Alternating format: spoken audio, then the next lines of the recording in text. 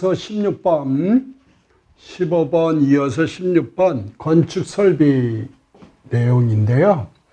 급수 설비에서 먹는 물 또는 화장실 물, 세면물, 급수 보내는 물, 펌프의 실양정이 의미하는 것은 좀 쉬운 문제네요. 물은 높은 곳으로 보내는 경우다 해서 내가 요 그림을 그릴 시간이 만만치 않으니까 제가 그려놨어요. 건물에서 요거를 지하 저수조라고 그러죠. 저수조라고 표현하죠. 지하 저수조에서 여기 보면 흡입 요 그림이 뭐냐? 요 그림이 요게 요런 표시해 놨죠. 요런 표시해 놓은 게 요게 뭐냐? 펌프요. 펌프죠. 이거를 가동하면 여기 있는 물을 어디로? 요로 보내준다. 그러니까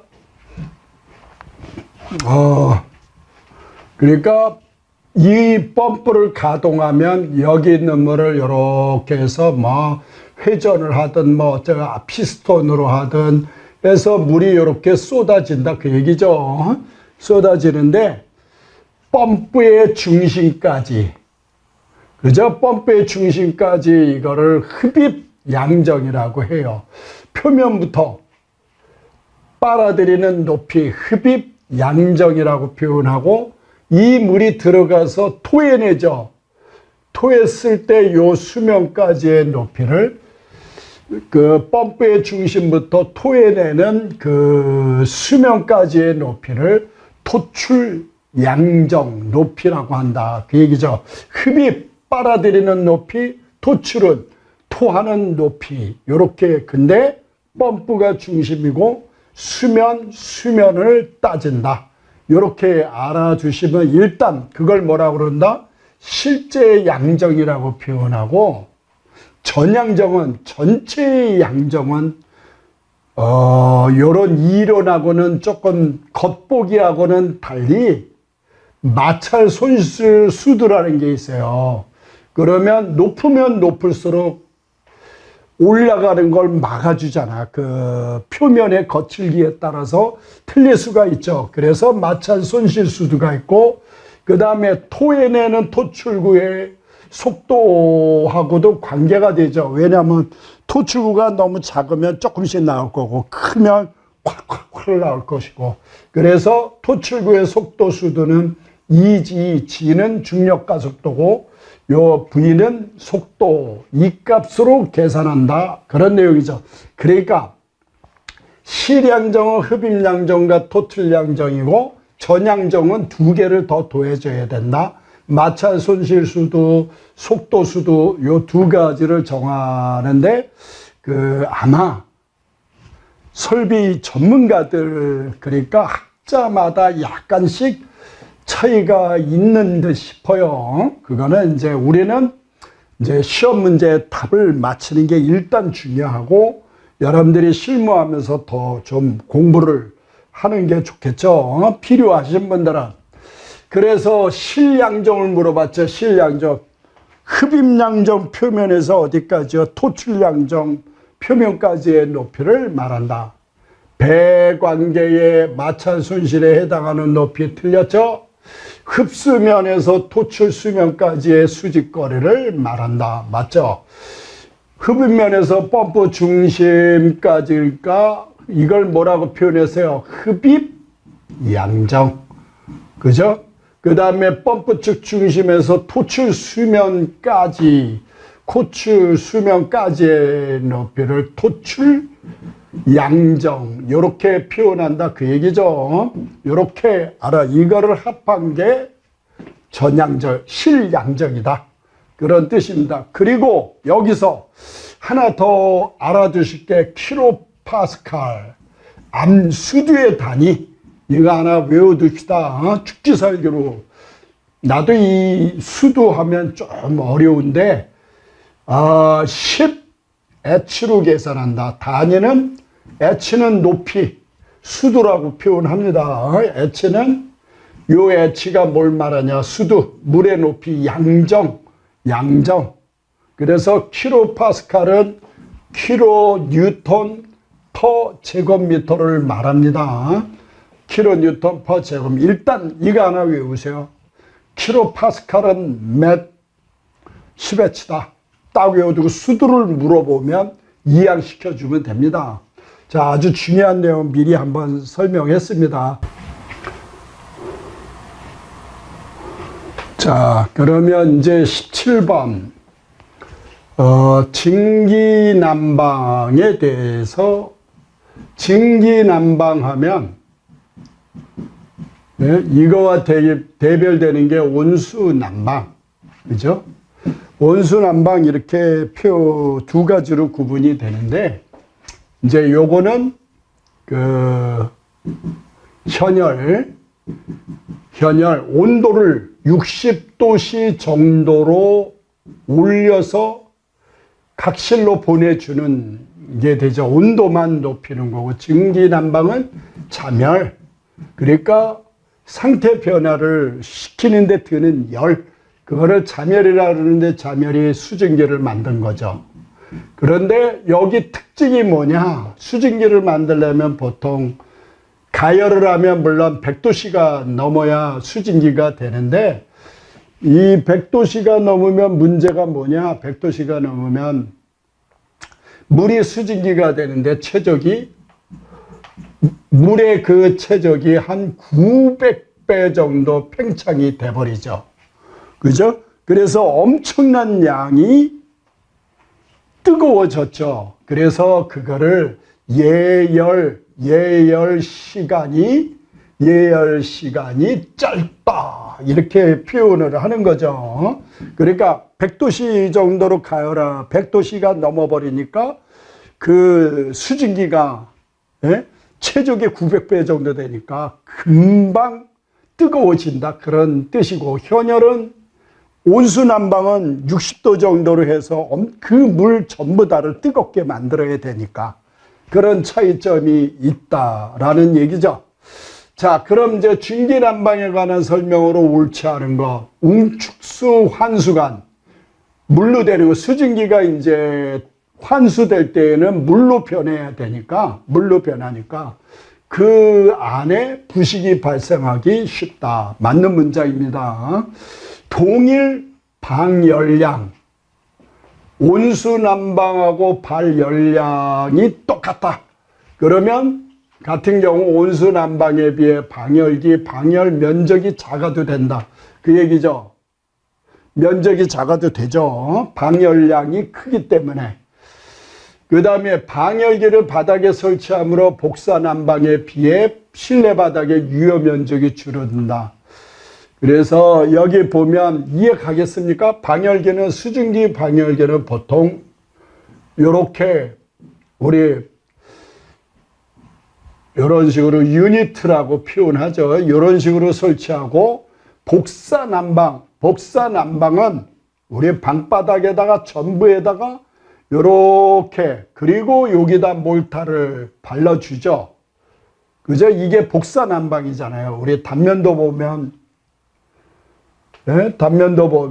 철근 콘크리트 바닥편에 여기다가 이런 거 설치하고, 소위 말하는 엑셀, 온수 파이프, 그리고 몰탈 여기다 이렇게 쳐주죠. 그러면 복사난방이 여기 온수난방, 뜨거운 물이 일로 지나다니면 그 뜨거운 열을 여기서 잡았다가 이렇게 복사해 주죠. 열을 방출해 주잖아. 열을 방출해 주는 거를 복사난방이라고 표현. 바로 요게 방바닥에 깔려 있는 게 복사난방이다, 그 얘기고, 그래서 여기 방열기를 바닥에 설치함으로, 바닥이란 여기 이런 바닥의 일부에 설치한다, 그런 내용입니다. 복사난방에 비해서 이제 이거를 벽에다 설치할 수도 있고 천장에다 설치할 수도 있다. 실내 바닥의 유효 면적이 줄어든다. 이 면적을 공간을 쓸 수가 있다, 그 얘기고. 그러면 답이 4번인데 온수난방에 비해 예열 시간이 길어서 온수난방에 비해 예열 시간이 짧다. 시험 문제 답으로 나오죠. 충분한 난방감을 느끼는데 시간이 걸린다. 자, 그러면 답은 4번이 되겠습니다. 냉방 부하 계산 결과가 현열 부하가 620W고 잠열 부하가 155일 때 현열비는 요거는 온도 변화를 시킬 때 드는 양 킬로칼로리라고 그러죠. 잠열은 상태 변화, 고체에서 액체로 변할 때 드는 그죠?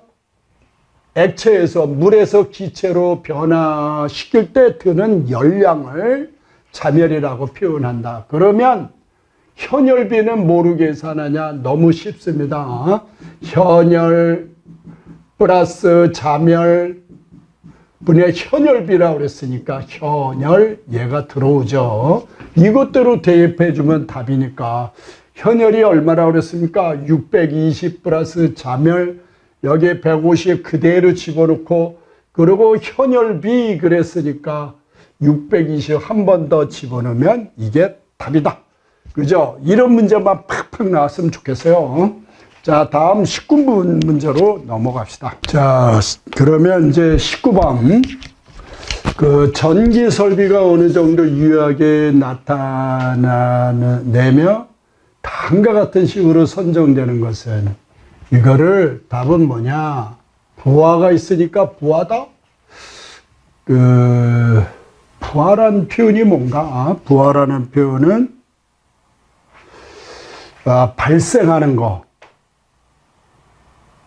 그러니까 냉장고 전기량, 에어컨의 전기량, 그거를 부하라고 표현합니다. 에어컨의 전기량은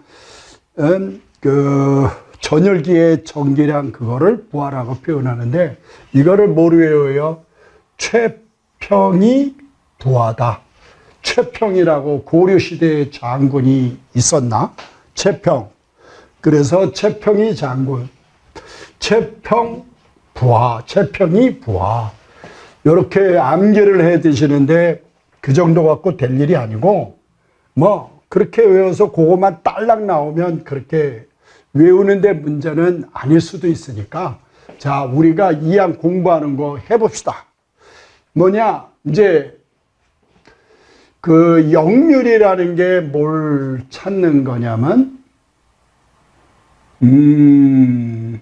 전기를 보냈는데 다 들어가는 게 아니고 없어지는 게 어느 정도인가 그거를 이제 파악을 하는 건데 보통 역률이라는 단어는 뭐로 계산하냐면 코사인 세타로 계산을 합니다. 그러니까 역률은 이렇게 표현이 돼요. 여기는 직각이고 여기가 세타면 여기가 피상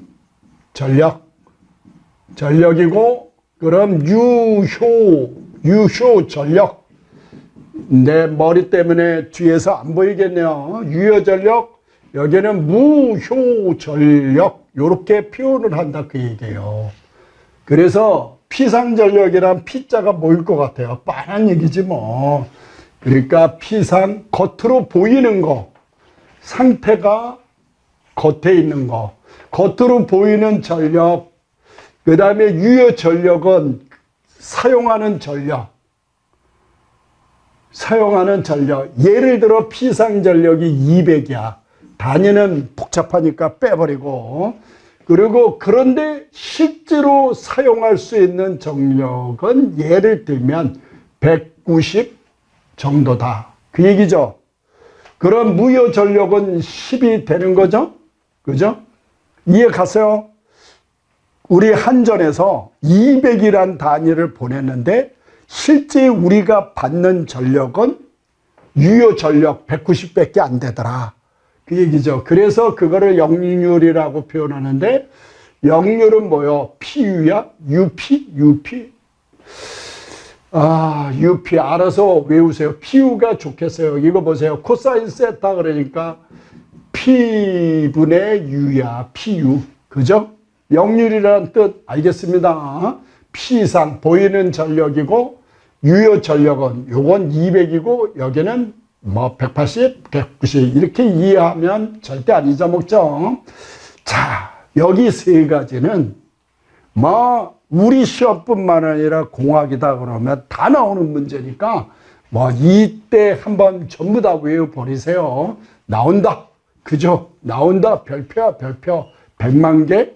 우리는 우리 그 교수님들은 수업 시간에 너무 중요하면 주저주저 하다가 별표 2개, 3개, 가끔 뭐 3개 이렇게 치는 사람들이 있더라고. 네, 저는 100만 개부터 시작합니다. 100만 하나, 100만 둘, 어디서 들어본 것 같죠? 에너자이저? 자, 하여튼 너무너무 중요하다. 수용률이란 뭐라고 표현하냐면요. 총 부하 설비 용량이라고 해서 예를 들어 가정집에 전등이 20kW, 얘를 가정입니다. 에어컨이 80kW, 20kW, 80kW 플러스 80kW가 아니라 누가 썼어? 예, 전등이 2kW 플러스 8kW, 그죠? 플러스 5kW 해가지고 토탈이 부하 설비죠. 총 부하. 그러니까 전등이 필요하는 전기 용량을 부하라고 표현해. 부하. 필요로 하는 거 8kW는 에어컨, 그 다음에 난방. 그렇죠. 그러면 그 집의 변압기 용량은 받을 용량은 많이 받으면 좋은 게 아니잖아요. 돈을 많이 내야 되잖아. 그러니까 받을 용량은 우리가 보통 참고로 얘기하면 여기 보세요. 보통 에어컨과 난방기를 동시에 켜는 사람 있다 없다. 근데 이제 어디 네이버 여러분들도 검색해 보면 재밌잖아요. 그렇게 얘기하니까 어떤 사람이 댓글 써놓은 게 너무 재밌어. 독특한 분들이야. 어떻게 해석을 해야 되는지 너무 재밌어요.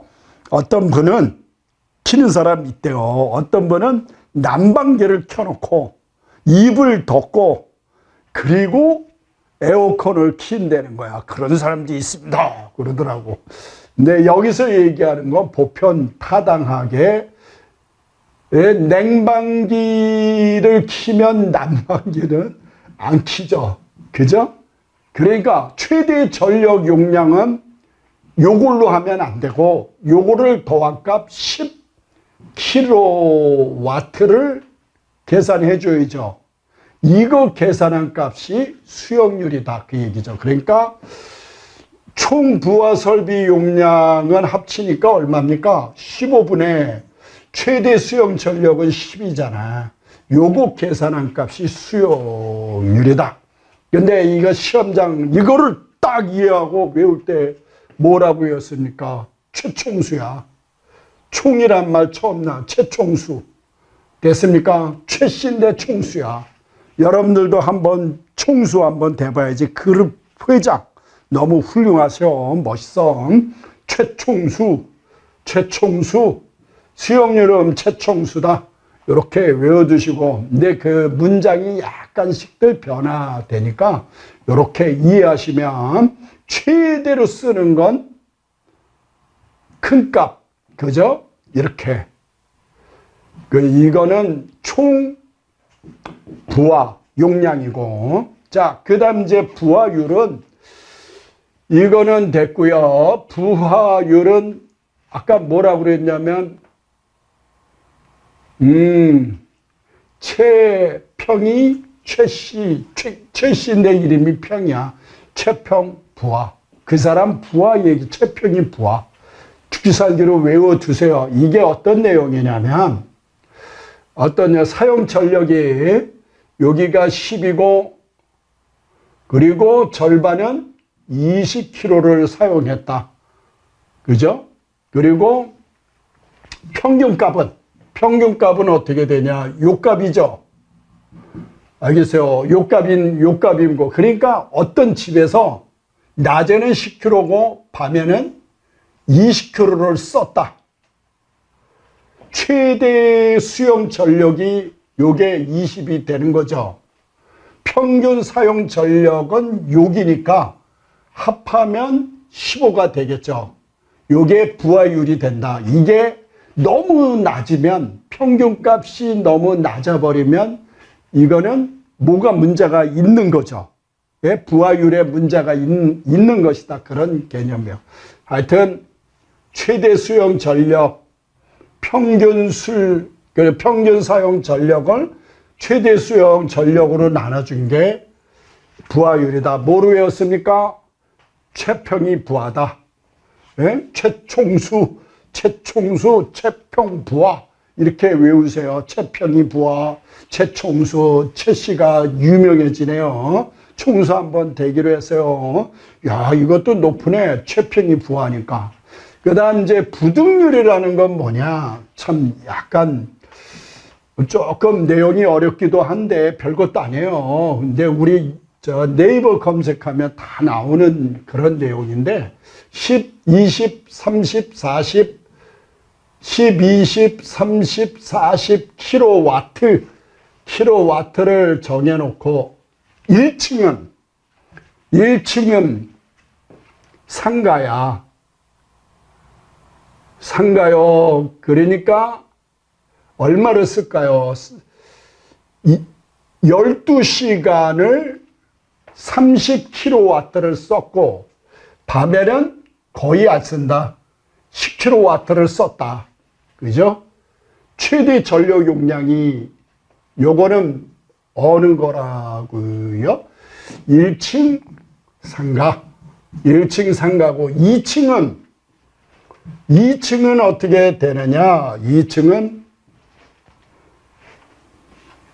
낮에는 10을 쓰고 밤에는 20을 썼다. 됐습니까? 20을. 요게 뭐라고요? 2층 가정집. 그죠? 그러면 이거의 합계는 최대 전력 용량은 어디가 되냐면 10에다 30을 더하니까 40이 됐죠. 그죠? 10에다가 30을 더하면 40이고 그 다음에 30이 되고 10에다가 20을 더하면 30이죠. 그래서 최대값은 이렇게 정리가 되더라. 그 얘기죠. 이게 요걸 뭐라 그러냐면 합성이야. 합성. 여기 얘기하는 합성. 최대 수용 전력. 그죠? 그래서 계산해 보면 자, 이거 보세요. 합성 최대 수용 전력은 합성 최대라고 그랬으니까 요게 합성인데 최대값이 얼마입니까? 40kW고 그 다음에 각 부하에 그러니까 각 부하라고 표현한 겁니다. 최대 수용 전력 합계라고 그랬으니까 얼마냐면 요거의 부하는 최대값이 30이죠. 30kW 플러스 그 다음 요거의 최대값은 얼마입니까? 20kW잖아. 이걸 계산하니까 얼마요? 40kW 분의 50kW. 이걸 계산해 주니까 부등률이다. 그러니까 합산해서 최대값과 각각의 최대값은 똑같지 않다. 부등 서로 같지 않다. 그런 뜻이 됩니다. 다 됐죠? 근데 이건 어떻게 외우냐고? 예? 요번에도 최씨로 할까요? 합성 나오면 부등률이야. 합성 나오면 부등률. 최합등? 알아서 외우세요. 내용은 충분히 이해 가잖아요.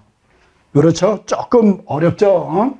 자, 그렇게 해서 너무너무 중요한 거, 시험에 가장 많이 나오는 게 두 개가 많이 나오고, 이것도 곧잘 나옵니다. 나온다 생각하세요. 답은 뭐라고 그랬죠? 답은 참 채평이 부하. 좋습니다. 이제 20번 문제입니다. 20번 문제인데, 옥내 소화전 설비 설치 대상 건축물로서 옥내 소화전의 설치 개수가 가장 많은 층, 가장 많은 층의 설치 개수가 6개이다. 인 경우 옥내 소화전 설비 수원의 유효 저수량, 저장해야 될 물이 있다 그 얘기잖아요. 최소 얼마 이상으로 되어야 하는가. 우리 그 옥내 소화전이 여기 소화전 써놓고 뚜껑을 열어보면, 여기 뚜껑을 열어보면 뭐가 있습니까? 이런 호수가 여기 들어가 있죠. 호수 이거 쫙 뽑아가지고 물이 나오나 안 나오나 확인하는 사람도 있는 것 같아요. 그러니까 무슨 말인지 알겠죠? 건물 내에 화재가 났을 때 사용할 수 있게끔 옥내 소화전 호수를 이렇게 설치해 놓죠. 요 안에 이렇게 있는데 뚜껑을 열고 이 잡아 빼서 불을 끈다 그 얘기잖아요. 그게 이제 옥내 소화전인데, 이게 그 연결 송수관하고 연결이 되어 있는데 기본적으로 저수조에 저장이 되어 있어야 된다. 그런 내용입니다. 보통 자 어떤 내용이냐면 이렇게 해서 층별로 여기 6개가 있고 층별로 2개, 3개, 뭐 5개 이렇게 있다. 그러면 연결 송수관, 그러니까 옥내 소화전 설비가 6개가 필요하다. 그러면 최대에다가 최대 곱하기 여기 얘기대로 2.6을 곱해 줍니다. 그러니까 이게 그 저수량이 되는 겁니다. 그러니까 옥내 소화전 설비 한 개당 2.6 세제곱미터가 필요한데 가장 많은 층의 개수가 5개를 넘을 땐 5개만 고려한다. 그럼 시험에 나오면 뻔히 6개, 8개, 10개 물어보겠죠. 5개에다가 2.6을 곱하면 얼마입니까? 14. 답은 3번이 되겠죠. 별거 아니죠. 그러니까 여러분들 뭐를 외우면 돼요? 옥내 소화전 한 개당 2.6 세제곱미터의 저수량이 필요하다. 최대가 한 개 층마다 몇 개? 5개, 5개. 그죠? 항상 그러면 5개보다 넘으면 13이 답이 되는 거죠. 자, 좋습니다.